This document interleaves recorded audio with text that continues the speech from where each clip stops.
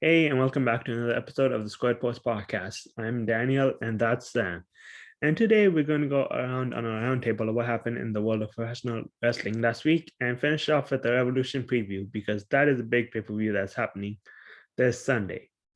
So first of all, the big news that happened on last Wednesday was we saw a debut of Buddy Matthews, who finally made his way to Yeah. AEW.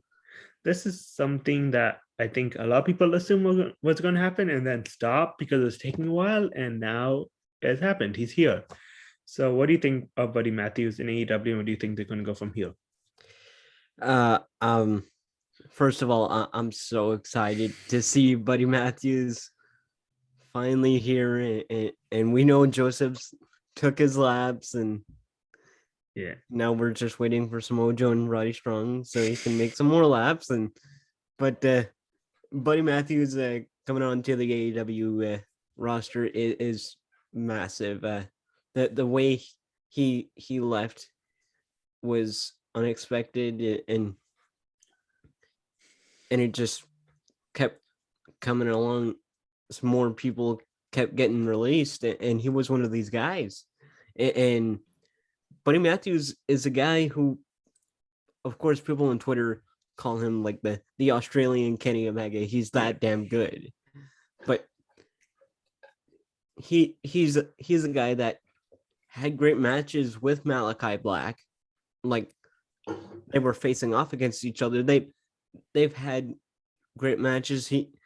This guy was so underutilized that even his former tag team partner Wesley Blake was like very underutilized as well.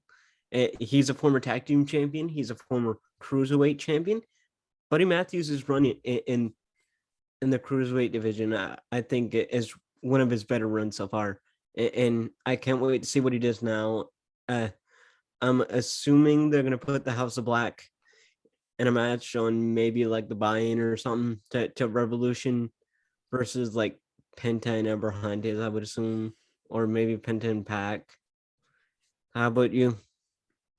yeah. I mean, you covered it. Like Buddy Matthews is the guy that can do a lot, and we know how talented he is from that cruiserweight round that you were talking about when he won the cruiserweight title, and even his matches like Ali. And like those guys, those were legendary. Those are the times when the cruiserweight division was like 205 Live was like Yeah, must see. they were at its peak, and really just they were on fire, even better than Raw and SmackDown.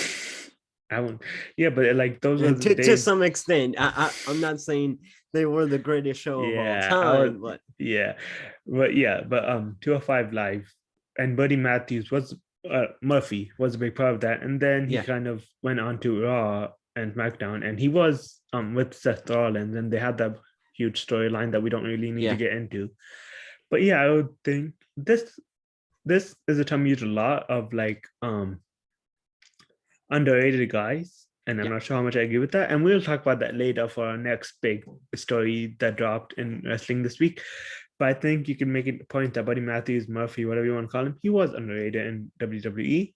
And when he left, people were shocked. Like, they were shocked when his now, I guess, tag team partner, stablemate, I'm not sure, Malachi yeah, Black, Alistair Black, Tommy End, when he was released, although there was a different scenario because like he yeah, Black was in an actual storyline at the time, and yeah. He was literally starting a storyline, and then the next week he was gone. yeah, and Murphy Matthews, he was in more of the storylines, but it was more like a Yeah, why isn't he on my TV screen? Like a lot of the other guys yeah, that were released, and and, they're now and making. especially because there was a break there between what he was doing with Seth and the Mysterios and his release. Yeah, yeah.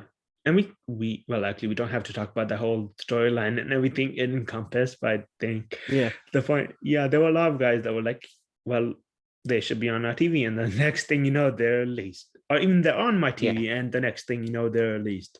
Like Hero. yeah. Hero was on TV the week before or 2 weeks before, and then suddenly they were gone. Just like, They but were we're not gone. talking about like that. We're talking about Matthews in AEW. Yeah, And I know a lot of people, that's what they fantasy booked for him. They fantasy booked him in House of Black because of like some of the yeah. vignettes and that And both Matthews and Black had right before they signed with AEW. So that's kind of where people saw him. Yeah. I'm not sure where they go from here, though. I think Matthews could be a TNT champ, but it seems like the tag team role in House of Black, it's Yeah. kind of It's Kings of Blackthorn. Yeah. yeah, it's kind of filled with Kings of Blackstone with Brody King and Aleister Black. But I do think Matthews is going to be huge for AEW because like he's the guy you can put in everywhere. He can be like the mid card. He can like fight for the TNT title. He can even fight Kenny Omega once Kenny Omega comes. He could be one of those guys that even if you run a storyline where Kenny's like, I need to get back to 100%, so give me your best. And Matthews could be that guy. Although it probably would be Malachi Black in the context of this scenario because Black is technically the leader of the House of Black. Yeah. But and also does open up a lot of things about the House of Black too. Because before we were just waiting. When are they going to get any member? Like because first for a lot of time it was just Malachi Black saying House of Black or making these promos, and we were just like, he was like manifesting it. We were like, where is everybody? And then Brody King debuted, and then we were just like, okay, who's next? Because we all thought it was Julia Hart, although that we have to wait and see. I don't like using the term wait and see with wrestling, but I'm hoping she gets in because I think that would really like evolve her character, and being with that group of guys, I think would really help her like psychology wise. I think she could pick those guys' brains because all three of those guys are so smart when it comes to in ring, and her being relatively new, only 2-3 years in, she's gonna be like someone that it'll help her. That's what you meant. It'll help her. Yeah. She's gonna be one of these like younger talents who are like teachers' pets in a way to like, of course, that House of Black and Lee Moriarty with Matt Sydal and maybe Bryan Danielson and Jon Moxley. We'll talk about that later. Yeah, we'll talk about that later. Yeah. But also, when you talk about, you mentioned it, I want to see Matthews as Park again because those two were like, because we talked about the cruiserweight division at the best. Those two were the big part. Top two cruiserweights. Like, when I think of the cruiserweight division, I think those two guys as like the top two 205 Live cruiserweight champions. I think Ali and Cedric Alexander is the two best but that's a whole nother issue that we can have in ring. But I would say more of the storytelling, entertaining side. We will talk about this later when we talk about like NXT. Like, this is another episode of like, because we do need to memorialize. We could do a whole 205 Live tribute. Yes, which we should. Especially because that title is no longer around and they have a new show there. But that's a whole other issue. Right now we're talking about Matthews and Matthews' Park and a bunch of other we could do Matthews' Pentagon. That's never been done before. And I think those two styles would like really go well together. Yeah. That would be very good. Talking about the cruiserweight division, I think Matthews, I keep wanting to call him Murphy. He proved, I'm just going to call him Buddy. But he proved that he was a good like base for those like high-flying guys. And you know who the high-flying guy in AEW is? Darby Allin and Phoenix and Dante. But Darby is the TNT. But Darby is he's the main pillar. Yes. And Sammy. So we could see Matthews, not in the ladder match. We will talk about the ladder match later. But we could see Matthews be in contention for the TNT title. Yeah, for sure.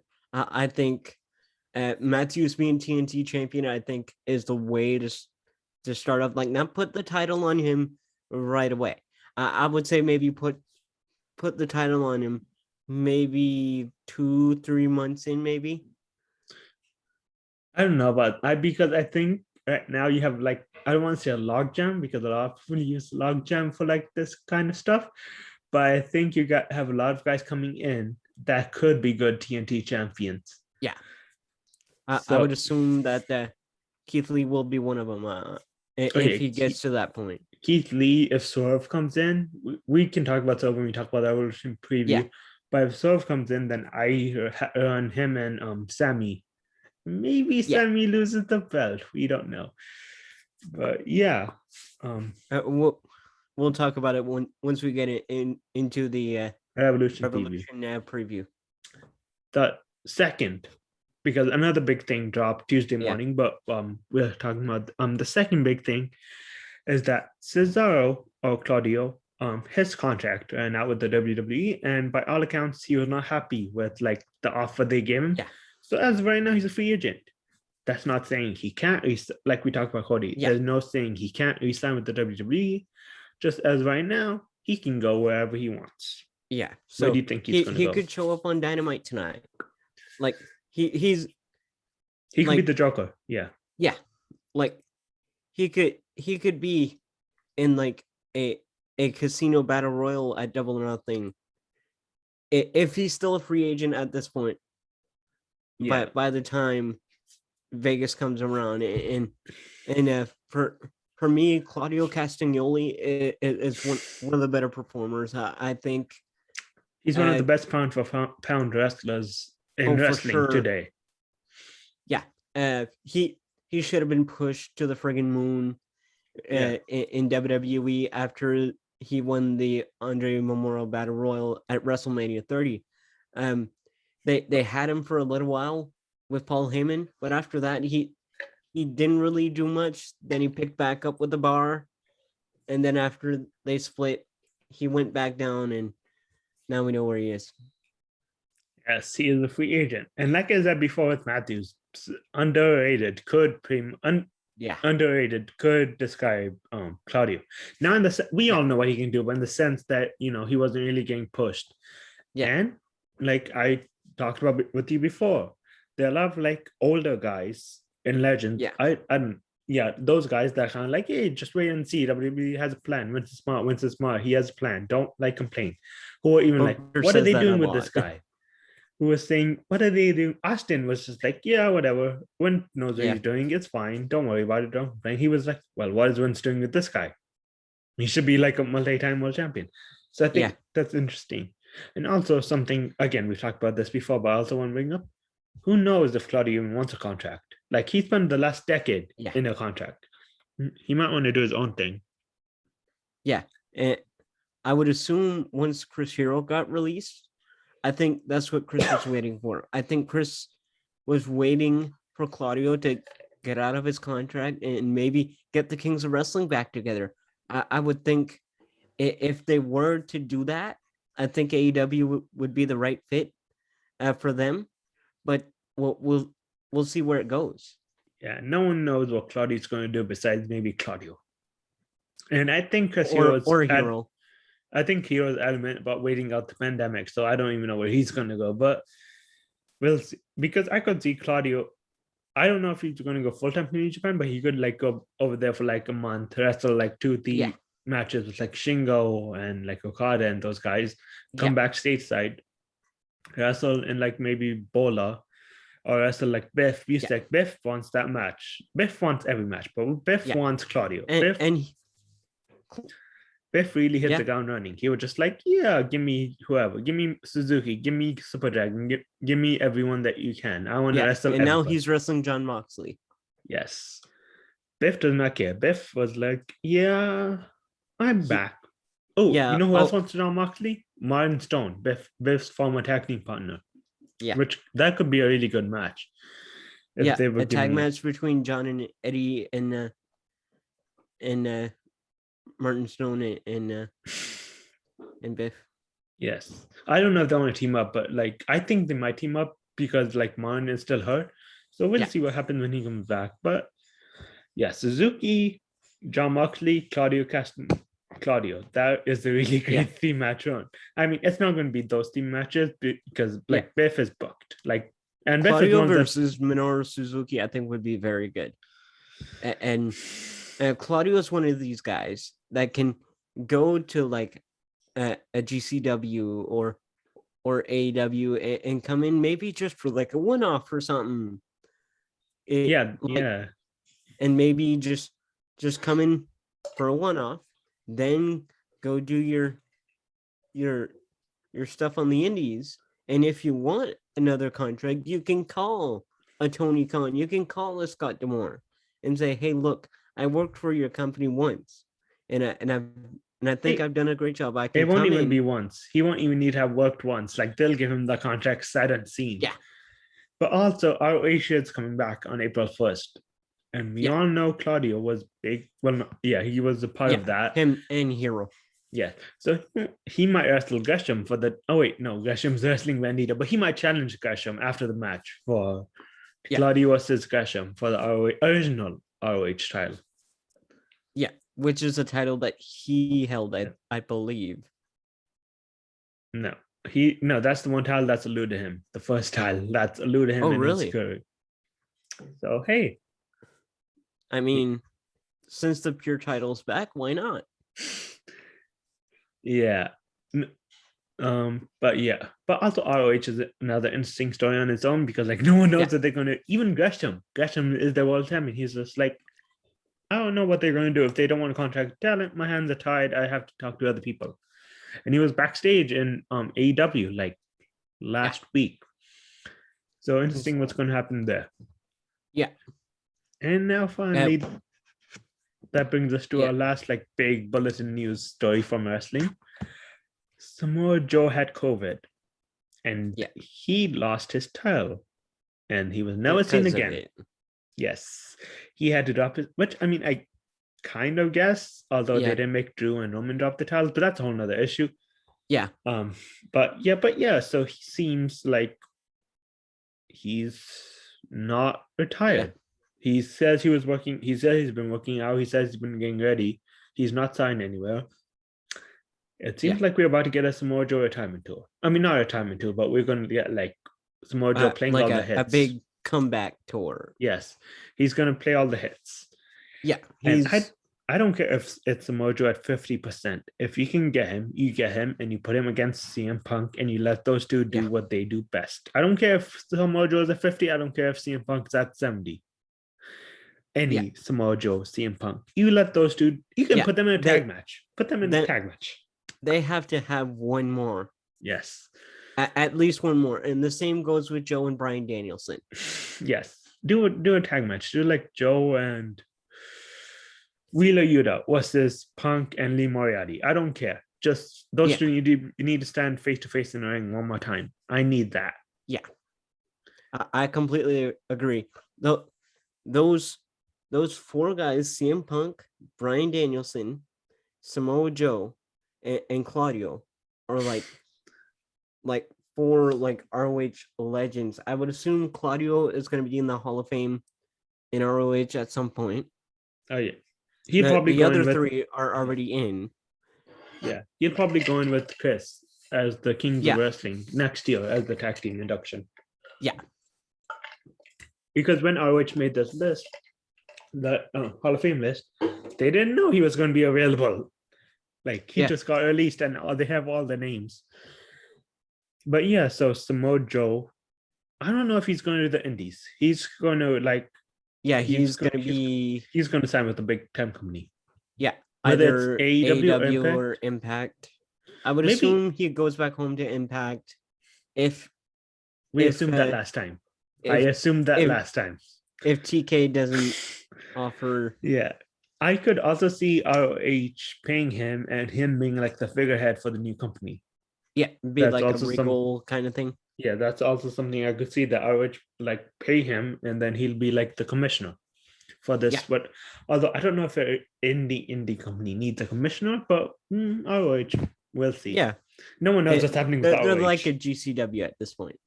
Yeah, no one knows what's happening with ROH, not even the talent. Yeah, so that should be interesting. Oh, for sure. Okay, one more quick run through of everything in wrestling from this past week, and then we will talk about Revolution and we'll make up predictions. Okay? Yeah. Speedball Mike Bailey was Blake Christian. That was good. GC. That was amazing. I watched that. I had to live tweet it, but I was still like I couldn't even think of the words to live tweet it because I was like, holy crap, these two are good. Oh yeah. Because Speedball it is a fantastic wrestler. This guy can get in the ring with anybody and have an amazing match. He could get in the ring with Claudio or Buddy Matthews and have great matches. He he went in there with DPW's own Blake Christian and just had one of the best matches I've seen. And DPW's Blake Christian is one of the better guys. He was his WWE career was cut short, unfortunately, because of his release. But once you start coming home to DPW and working GCW and all these places, this man is just gonna have a fire year, I think. I Both think those guys. I think Blake Christian is more GCW than DPW. But besides that, this is a match I wanted since both of them were like free to be able to roam the US and wrestle anybody they wanted. And it happened and it was amazing. And I need to see it again.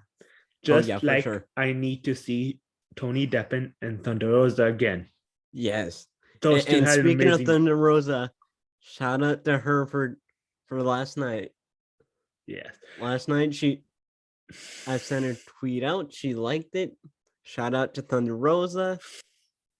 We're big fans of Thunder Rosa, and we will talk about her when we get to the Evolution preview. We'd love to talk to her.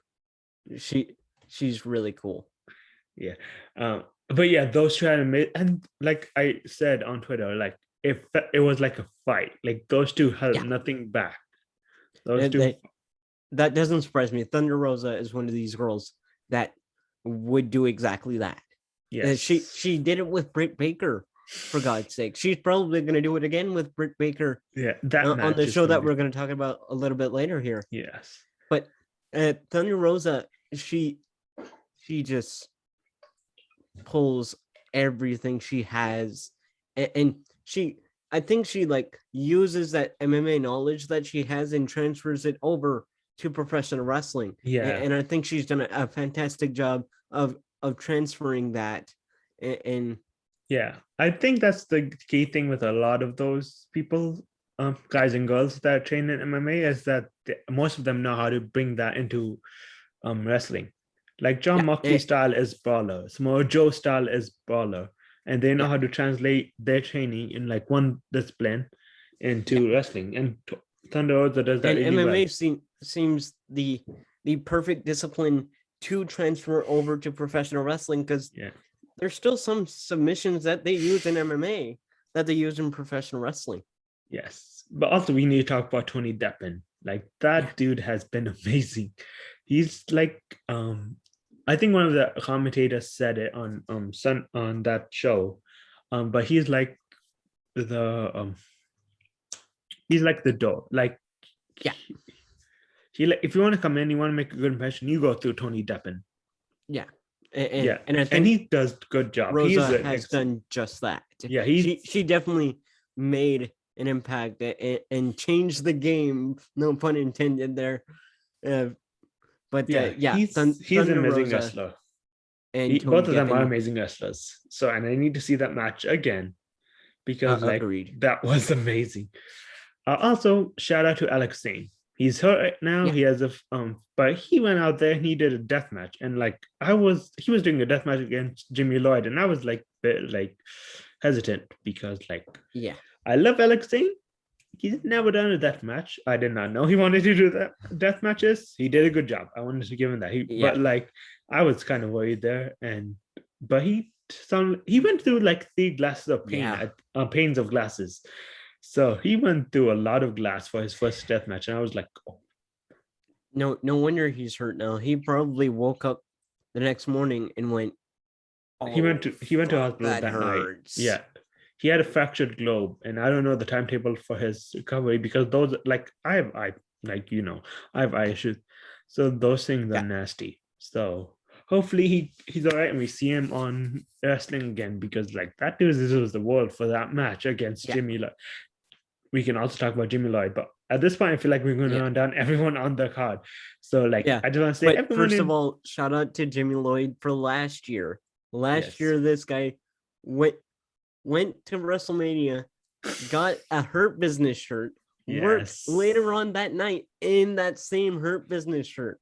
That guy from he's a legend. Just Jimmy for that. Lloyd is awesome. I love that. Jimmy Lloyd is one of the better deathmatch wrestlers. In my opinion, I think him and Nick Gage are like the two big deathmatch stars. Well, Matt Tremont is also there. But also, do you want to talk Joey Janela? Yeah, that surprised me. I couldn't believe my eyes once I finally saw the clip. I think it was like Ryan Satin or someone that had tweeted it. Yeah. And so what I was surprised, but I think it made Sean Waltman look like a sympathetic babyface and going into the future. I mean, Sean Waltman's going to be a sympathetic babyface for life. But like, when Sean Waltman said this was going to be his last match, I was just like, I don't think that's true. And then Joey Janela hit him with a super kick, just like HBK and Hulk Hogan. If from all those years back then. And then the next night, because like I started watching GCW when Joey Janela was like this big like carrier of GCW, but this big babyface. So seeing the crowd boo him was interesting. Yeah. But him in that middle of the ring with the cigarette was awesome. And like Sean Waltman showing up and just, I don't want to say cursing at him, like Sean Waltman was essentially. He was upset. And so now they're going to wrestle at Spring Break. I don't know if Sean Waltman wins or not, but it's going to be an amazing first match back for him. We'll find out. Yes. Speaking of Spring Break, Chris Dickinson's back. Yeah. And he's taking on Matt Cardona, and Matt Cardona might die. I say that every match he has, but like, I'm not so sure about this one. Because Chris Dickinson is awesome. Yeah. And he's done amazing stuff in New Japan Strong. Yes. We should talk about WWE now. That Roman Reigns Brock Lesnar segment. That was, I'm going to say that was fun. Yeah, that doesn't surprise me. Brock Lesnar now, like we've been saying since the show started, Brock Lesnar is just on a tear right now when it comes to promos. Brock has come into his own now. He's like finally like willing to actually like sink his teeth in it and cut really good promos. And of course, we're all gonna throw it back to his interview with Pat McAfee because we need to talk about that later too. Brought himself a little bit more, and we'll get into Pat McAfee in a few moments here. I meant more Roman's side of the because like he just went, because like I've on record some places I think as saying like this bloodline storyline was getting kind of stale. But him just walking around saying, I own everything in this room, I own this company, was fun. And then he turned around again to, I own the security guards in the ring with you, which I was kind of expecting. And I could tell that Brock was about to beat their ass because like that's how you get, because that's how WWE gets That's how you piss Brock off in WWE kayfabe. Like, that's how you get heat on. If you have one wrestler win the promo war, you have another guy beat up other people. And that's how you get the heat for the match. So we will talk about WrestleMania later, but also I want to bring up Edge and AJ finally made. They might, I don't know, because Edge gave AJ like 2 or 3 concertos after he responded. So first of all, heel Edge is back. Second of all, he just killed the only guy that stepped up. So so next is probably going to be Jeremy Lambert. So AJ is probably going to come back after. Let's see, how far away is WrestleMania? It's in like a month. So AJ has like 2 weeks off, and then he comes back, and then we get a fast-paced 2-week build to WrestleMania, which I'm sure they can do. It's Edge and AJ Styles. Like I would trust these guys to pull up. Like if this happened the week before WrestleMania, I would trust these guys. I think Vince should too. I think Vince should just get his hands out off the wheel and say, "Here you go, boys, take it away." But but also heel Edge is interesting. Because we haven't seen that since 2010? Since he came back, he's always been a face. So it came out of nowhere. But I'm curious. I think curious is the right word to see where this goes. Yeah. Yeah. And also and this is why people were kind of like mixed about the heel turn, was because right before that, Damian Priest turned heel. Yeah. Which I think is fine if they're going with Balor versus Priest.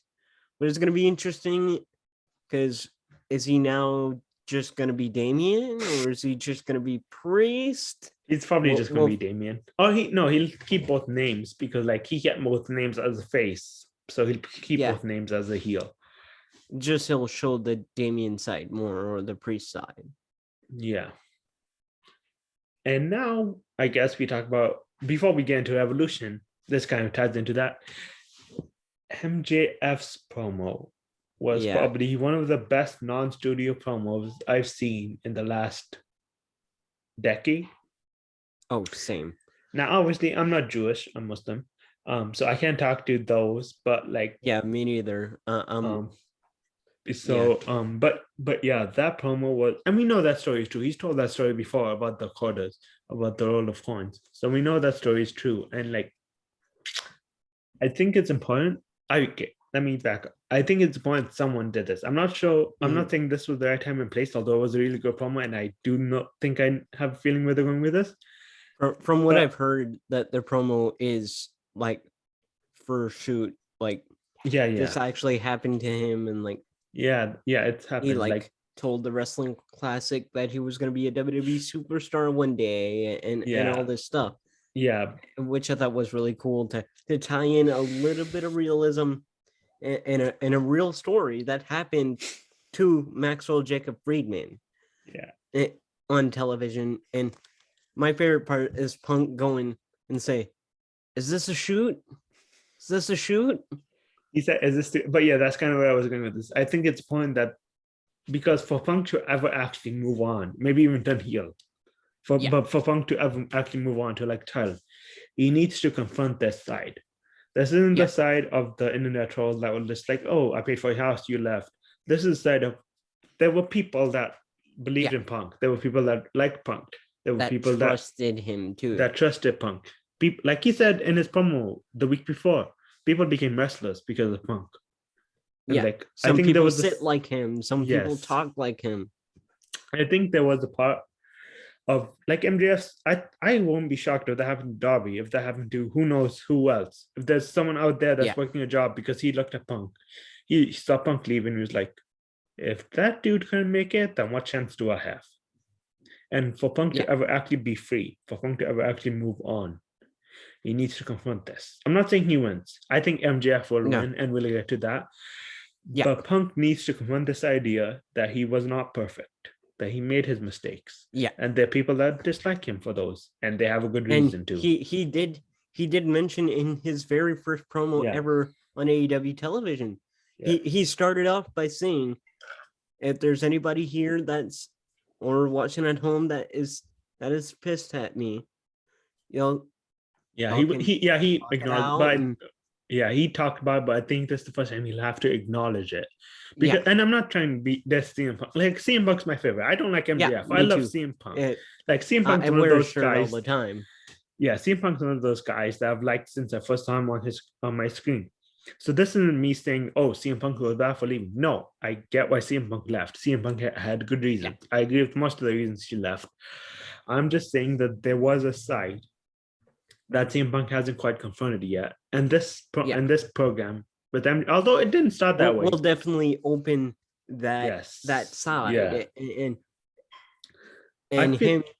especially it humanized MJF, because for the longest time it was just this guy who was saying low hanging fruit insults and just berating the crowd and stuff like that. Being this. I hope he doesn't go back to low hanging fruit soon. No, but like CM Punk's, all his feuds in AEW have been different. Like Darby, it was like the younger, like, I don't care if I live or die, let me hurt someone. Eddie Kingston, he had to come face to face with, I did that. Like, Eddie Kingston is my problem, because like I was one of those guys in those locker rooms. Like, he was the older guy, and like I did that. I mean, not like I did that, but like Eddie Kingston was like, maybe I was a douchebag when I was young, like there's a small possibility. They never Yeah. really followed up on that. I think there's still a lot of meat and bones, and we can like fantasy book that later. Yeah, I'm sure they'll come back and run it back at some point.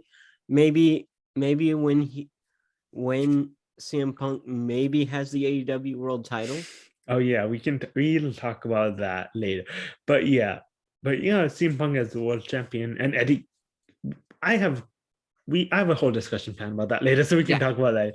And now it's kind of like MJF, who is like the Yeah. guy, because now CM Punk has to face the guy face the people he hurt while leaving. He has to like Yeah. there was There's gonna be there was more damage emotion. yes, there was going to- damage when he left. That wasn't just to him. Yeah. There was like a whole generation of guys that aren't lost, but like had no idea where to go from there. CM Punk left. Yeah. Bryan Danielson winning the world title probably did help, but like when CM Punk left, like that was it. A lot of people left, a lot of people came back, but like he was their guy. He was the indie guy for a long time. Yeah. And like then, when he of left, course, it ended up being Bryan Danielson, and yes, Danielson had that run through the fans cheering for him because he was the next indie darling in line. yes. So I think seeing CM, because like MJF's going to get heat back. Like he's not turning face. If he turns face on Sunday, I will be very surprised. So MJF is getting his heat back. Yeah, but he'll definitely get cheered when his music hits. Like I don't know about that. I don't know about that. But like I think it's gonna be half and half for both of them. But also, we've been talking before on the show. Punk needs to turn heel soon. I don't know if this is gonna be Catalyst, but it's gonna be pretty close. I think we're approaching the time where he's not gonna be happy seeing Punk. He's gonna be like, he's gonna screw you up. I don't want to eat people promo. I do not want to eat people promo. He's just gonna be this angry old vet that he said he wanted to be a new version of Terry Funk, basically. Just be this pissed off old guy that just wants to beat the fuck out of everybody and have the younger guys learn from him through beating the shit out of him and telling a story and so on and so forth. And we talked about this before. CM Punk and CM Punk and Bryan Danielson as the angry vet, because both have spoken openly about wanting to team together. So them as the angry vet team would be good. Yeah, I would love that. What else happened on Matt? Honestly, I forgot after the Danielson versus Daniel Garcia. We need to talk about that too. Yeah, that was an insane match, and Daniel Garcia is getting better every time. I think, in my opinion, those two guys had what I believe to be probably one of the better TV matches that AEW's had so far. Daniel Garcia is one of these guys who's had great stuff elsewhere on the independents with guys like Wheeler Yuta and guys like Lee Moriarty, and now they're bringing all these his future stablemates. Yeah, basically. His future stablemate.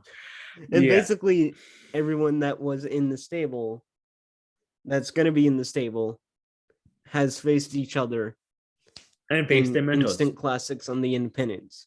Yes. Like Moxley's match with Bryan Danielson in Full Impact Pro in 2010. That was really good.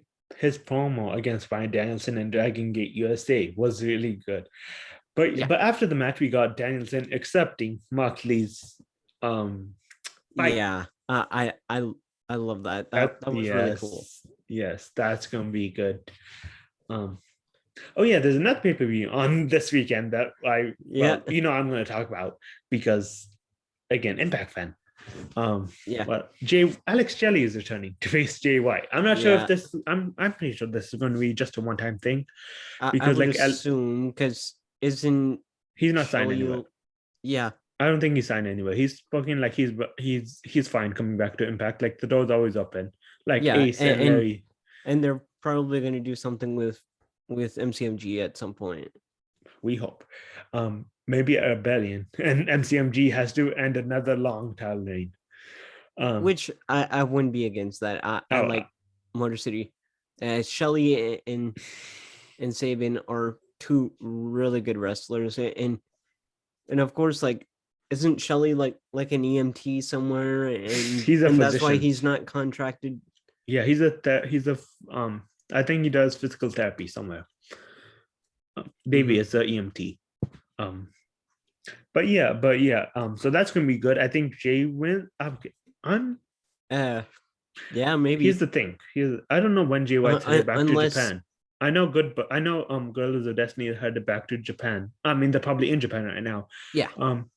But Jay White, I think he's gonna stick around and be the face of New Japan Strong. Maybe that's where I think they're going. So I could see Jay White win. Because I think after this match with Speedball, which should be good. Oh, in New Japan, yeah.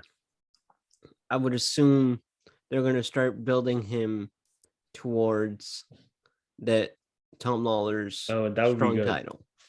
Well, actually, I think I know an end. I think no matter what happens, Chris Bay's going to come out. We're going to get Bullet Club shenanigans against Alex Shelley. Chris Sabin comes out, and then we get Jay and Chris versus Motor City Machine, which is going to be really good. Yeah. Because like Jay has talked about Alex Shelley being like a mentor to him, his first excursion. So either way, that match is going to be good. Who else? What else on the card? PCO and Jonah. That's good. Jonah should win, that's going to be violent, and that's going to be good. Because like the two big, it's a house fight. It's basically gonna be Biggie's like favorite match on the card. What else is that? Eddie. Okay, I've talked about how Eddie need a refresh. I don't like putting Macklin's match with him on live TV on Thursday and then making the pay-per-view match, just because I think they need to see what they have in Macklin.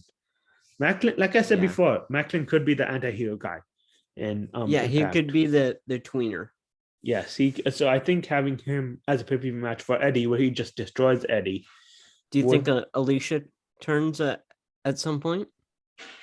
Alicia? I'm not. Oh, by the way, that one, Eddie's promo.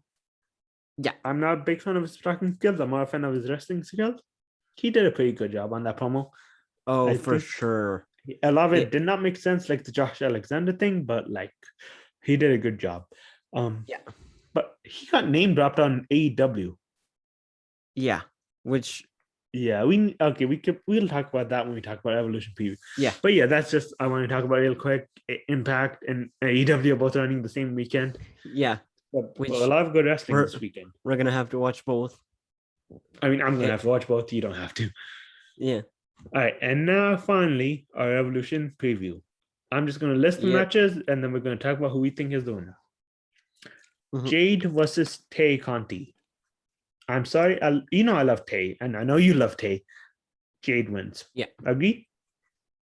Oh, for sure. Unless like Sammy or someone gets Jade's involved. Gonna win. Speaking of Sammy, he's in the next match. We have Andrade, El Idolo, Matt Hardy, and Isaiah Cassidy versus Sammy, Darby, and Sting. I think first of all, before we get into this, Sammy has a title, correct? Actually, not one, two. Yes. Why is he not defending them? Give me Matt Hardy versus Sammy. I'll take Matt Hardy versus Sammy. I would prefer like Andrade versus Darby versus Sammy, but I'll take Matt. He has a title. Have him defend it. Okay. Like just do a throwback spot, like call back to when Matt hit the chair on Sammy during the we should not throw back match. Yeah, we should not throw back to any Matt Hardy Sammy match, and you know why we should not. But my point is, Sammy's a great wrestler. I don't know how much I like him. I don't know how much I like him as a face, but Sammy is a great wrestler. Stop ruining his title. And I like to be positive. Stop ruining his title runs, putting him in feuds with stables, and then not having him defend the title on pay-per-views. That's all I'm asking. Yeah. Anyway, Sammy, Darby, Sting win. Andrade HFO implode. Andrade takes private party. They implode. Jeff Hardy comes in. Yes. You get the gist. Like we have Darby, Sting, and Sammy. Jurassic Darby versus Jeff would be good. Darby versus Jeff. Would be good. Wait, actually, no. I don't want Jeff to be in a position where he's going to want to feel the need to like make outrageous risks. Like that's why I said Isaiah versus Jeff would be good because Isaiah is going to take all the bumps. To start off, yeah, they're gonna do Private Party versus the Hardys. Yes, Jurassic Express versus Yeah. Red Dragon and a team to be that we will find out on Yeah. Dynamite. We could have waited till after Dynamite to do this, but I figure Yeah. we all have a good idea. It might be Young Bucks, Yeah. but either way, I don't see Jurassic Express losing the titles. Yeah, me neither. I think Jack Perry and Austin the Dinosaur, like keeping the titles, I think it is the way to go. Yeah. And especially with like what they're doing with Jack and Austin the Dinosaur versus the Gun Club, which I think that's done. I hope that's done. I don't want to see Christian versus Billy Gunn on my TV.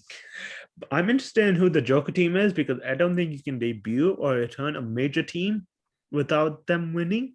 So actually, that could be like you can have top if Darius is healthy, you can do Top Flight, have Top Flight win, and then the Young Bucks are still somehow mad at Red Dragon. I don't know how they would be mad at Red Dragon in this situation, but they are. Maybe, and that could like Kyle and Bobby throw out Matt and Nick, or Red Dragon isn't, or they get both thrown out at the same Red time Dragon by isn't Top Flight, or Red Dragon isn't in this Battle Royal. That's right. They won. They maybe pull down. No, I don't know how, but like they'll figure it out. We'll see. We'll see tonight. Bryan Danielson versus Jon Moxley. Oh, that's gonna be a good one. But I think my money is gonna be on Bryan Danielson. I think he wins with another flex submission.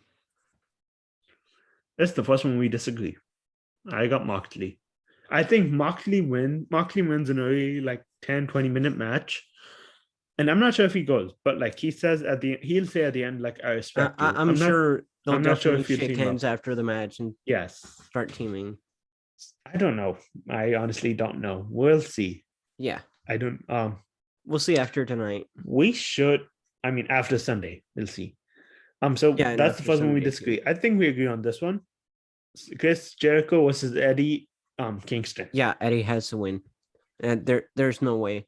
I have Eddie winning, but like here's where I'm worried. I don't think this is Eddie's big breakout moment. You want to know what I think Eddie's big breakout moment is? Yeah, because Chris is gonna. No. That's not why I'm saying this. I think in like a year he's gonna have another big match, or maybe against Moxley, maybe against Tunos. He's gonna have another big match, maybe and against Claudio.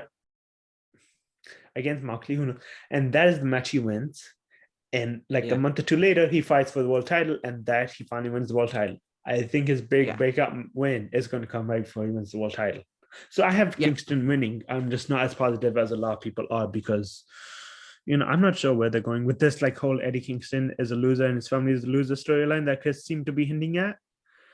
But I think that's just Chris trying to make Eddie seem like a sympathetic babyface. We'll see. And finally, we have the ladder match. Do not say the line. Keith Lee versus Wardlow versus Hobbs versus Starks versus Orange Cassidy versus either Joker or someone still to be named. I don't think it's a Joker. I don't think Claudio is debuting. I don't think Swerve is debuting as the sixth in this. I think they're gonna have another match. It's gonna be like it's gonna be Sky. Sky. I forgot. It's gonna be Dan Lambert said he's gonna get Sky like opportunity like a qualifying match. So it's going to be Sky. I would assume it would be announced right now. Yeah, like as we're recording this, I would assume. Yeah, but I don't think that matters. I don't know if they want Sky to be back-to-back winner. I think the money. I don't think it's Lee either. I don't think they're going to have Lee come in and then just win. I think so. They're going to put it on Wardlow, on Ricky, right? Wardlow. I think Ricky and Hobbs cancel each other out because there's going to be a moment in this match. Yeah. Everyone else is laid out, and it's Ricky and it's Hobbs, and they're gonna find out like, what do I do? And Taz is gonna be on commentary. Yeah, of course. It's a Team Taz match, so they kind of have to. Yeah. But yeah, I have Wardlow winning. Maybe I don't think it's Orange Cassidy either. I'm sorry, I Uh, love Orange Cassidy, but yeah, like but yeah, my money's on either Wardlow or Keith Lee. yes. So and we bring last the I'm not going I'll talk about the talent matches last. So Yeah, that brings us to CM Punk versus MJF Dog Collar. This is gonna be brutal. that's This is gonna be bloody. This is yeah, gonna be that's gonna be violent. super bloody. And this is gonna end when CM Punk has the kill shot and he starts thinking to that promo and he hesitates Yeah, for 1 second. 1 second is all he needs to hesitate for. And MJF yeah, is going to pick up the win. What do you think? I think you're exactly right. That's how I see it as well. I see Punk maybe being in the corner, looking around, thinking about that promo, and going, "Oh my, did I really do that?" Like, And then MJF like maybe Luva kicks him or does something. yeah, and then MJF is going to have a loading promo on the next week's Dynamite. Dynamite. Because like we talked about before, he's not turning face. I doubt he's turning No. because like we'll talk about when we get to the last match, but we both know who we have penciled in as the next Yeah. AEW World Champion. So yeah, MJF wins because CM Punk showed mercy, and now CM Punk is never going to show mercy again, and he's going to just smirk people. That's what Yeah. we all He's agreed. gonna use the Cobra Kai mentality and Speaking of Cobra Kai, we yeah. saw an appearance by one of them, and now we get Britt Baker versus Thunder Rosa. Yeah. Which I'm very happy about. I think I'm so once again, excited for this. I'm hoping that we both agree Thunder yeah. Rosa's because I think a lot of fans, especially us, have like earmarked Thunder Rosa to be Yeah. the one that beats Britt. I just think a lot of us Especially after that amazing match that they had at yes, St. Patrick's Day Slam. yeah, I think a lot of us expected to be at like Double or Nothing or Allow, but I Yeah. don't know how many people are going to be upset when I say Baker's run has kind of run its course.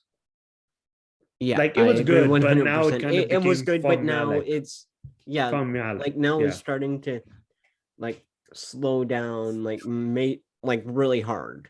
Yes. Like no offense to Britt, but Britt's awesome. We love Britt. We yeah, love shout everyone. out to Britt Baker. Yes, we But love everyone. that there's one thing that I'll say is that Thunder Rosa has been penciled in to be the next AEW Women's World Champion since that match. And Yes. it only makes sense. I mean, they've been kind of planting the seeds here and there since, Yes. but it's only really come ahead in the past month or so. Speaking of being penciled in to win championships, before we get into that, what do you think we'll see any other matches on the buy-in? Maybe Dark Order? Yeah, maybe Dark Order. I would say maybe if they want to keep the House of Black going, maybe have Kings of the Black Throne with Buddy Matthews at ringside against Pac and Penta with Abrahantes at ringside. Maybe even Mercedes versus Jamie. Oh, could do that. I'd be into that. But yeah, though they have a few a few like things they could do. But again, speaking of penciled in world title changes, we have Hangman Adam Page. Adam Cole is very specific about the Hangman part. Hangman Adam Page versus Adam Cole. Baby. I know Hangman's kind of like it has been the lane people wanted. Yeah. But I don't see Adam Cole taking it. What about you? Me neither.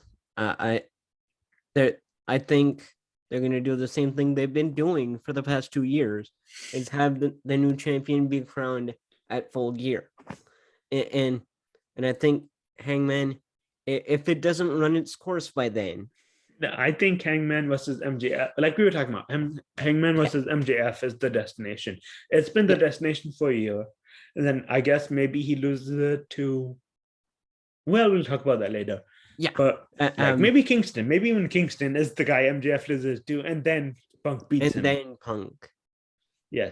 Or maybe flip. Maybe we have that flipped. But whatever. I think Punk Hangman and Page wins.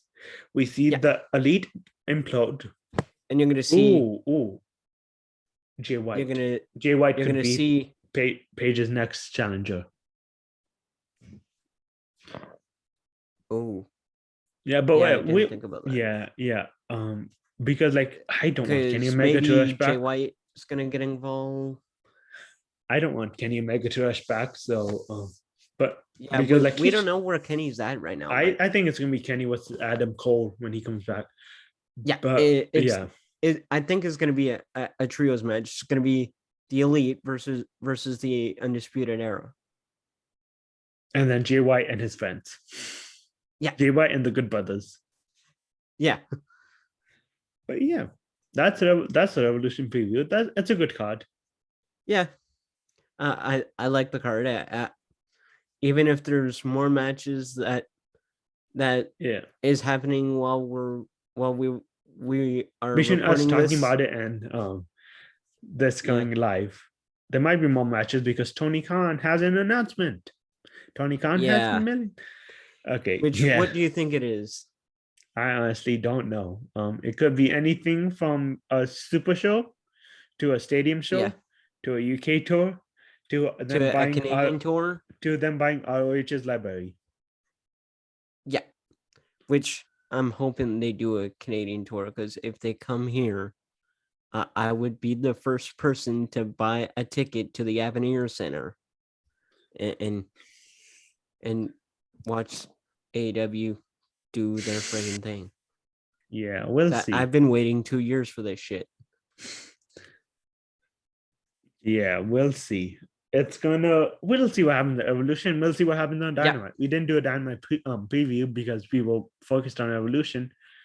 Yeah, but there's it'll be interesting. We've talked a little bit about what may be happening. I'm hoping that by Double or Nothing, we get Paige Van Zandt back on TV, because she'll probably be back home from Ireland by then. Yeah, we might. I'm not sure. I mean, it's possible. Like, it's Tony Khan. No one knows what Tony Khan's. I don't think Tony knows what he's thinking half the time. Yeah, dude hasn't slept in 3 years. But yeah, so no one knows, and like we'll see. Like, I think that's the best part to take with. I mean, like we talked about, there are things we can pencil in like here and there, like MJF being in the next. Oh, we haven't talked about MJF Wardlow. How Wardlow winning the TNT title might affect. But that's another issue. Yes, but we'll see once we get there. We'll definitely talk about it on the show. Which, by the way, guys, if you haven't already, click the like button, subscribe if you're new, post that notification, hit that notification bell if you haven't already. Like, comment, and subscribe, and tell us what you want us to talk about. We're pretty much open to any wrestling talk on this, and even non-wrestling talk. Yeah, because we might have an extra segment on this show eventually. I have multiple extra segments on this show. There'll be a lot of cool new content coming to this channel very soon. We'll get an audio version of our shows eventually. But for now, I think that's it for us for this episode. As always, I'm Daniel. You can catch me at DJ Wrestling Fan on Twitter. And I'm Sam Duplessis. You can follow me at Sam.Wrestle on Twitter. And we'll see you guys next time. See ya.